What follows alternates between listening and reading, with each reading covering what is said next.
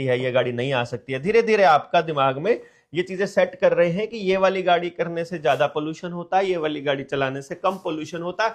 और इस तरह से ब्रेन आपका एक बार फिलहाल जो है वो ब्रेन को ट्रेंड कर रहे हैं कि ये आदमी फिलहाल ये मान तो जाए कि अभी ये समाज के लिए, पर्यावरण के लिए, देश के लिए खतरा है। जब आप मान जाओगे तो आपको निपटाना आसान हो जाएगा। ये बहुत क्लियरली है।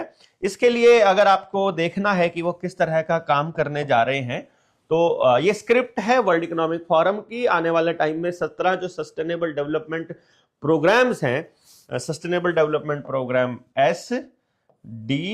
SDG, सस्टेनेबल डेवलपमेंट गोल, वो टोटल 17 है। इनका एक एक करके खुलासा हम करेंगे कि इनके एक्चुअल टारगेट उनके क्या हैं और वो आपको क्या बता रहे हैं। अखबारों में क्या आता है, टीवी में क्या आता है, आपके किताबों में क्या लिखा जाता है और एक्चुअली वो लोग क्या करना चाहते हैं। वैसे आपको सारी, अगर आपने निडर इंडिया चैनल पर जनता सरकार मोर्चा की सारी ट्रेनिंग सुनी है तो आपको इन सब के बारे में मालूम होना चाहिए।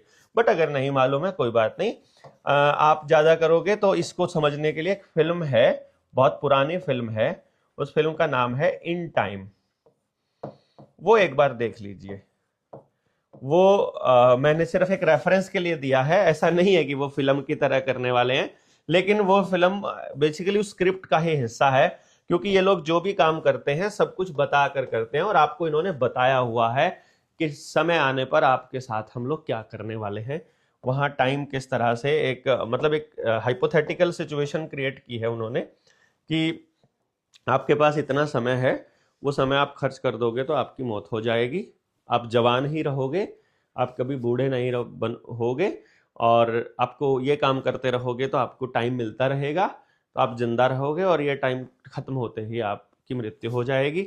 डायरेक्ट आप 25 साल तक, जब तक आप बड़े हो रहे हो तब तक वो गिनती नहीं होती है। 25 साल होने के बाद आपको एक फिक्स अमाउंट ऑफ टाइम मिलता है और ऐसा काम करने से टाइम बढ़ जाता है, ऐसा करके घट जाता है। आप किसी को अपना टाइम दे देते हो, आपका टाइम कम हो जाएगा। ये पूरा का पूरा उसमें स्क्रिप्ट दिया हुआ है, उसको आप देख लेंगे, समझ भी लेंगे।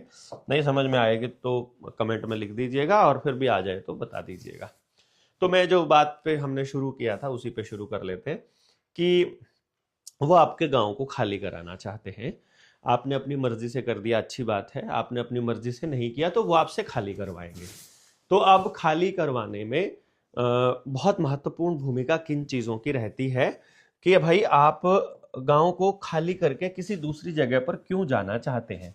सबसे पहली बात आपको देखेंगे सुविधाएं, मतलब वो जो, अगर मान लीजिए मैं आपको बात कहूं कि आप किसी जगह